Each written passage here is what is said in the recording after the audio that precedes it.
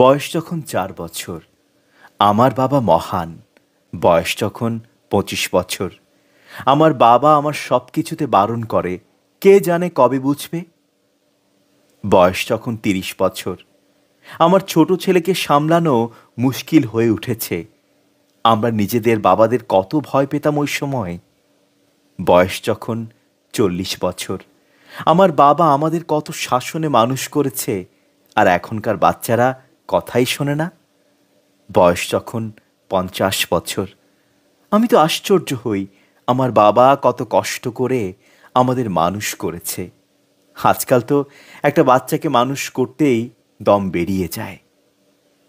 ৭ বছর বয়স, আমার বাবা মহান ছিল, নিজে বেঁচে থাকা অবধি আমাদের খেয়াল রেখেছে।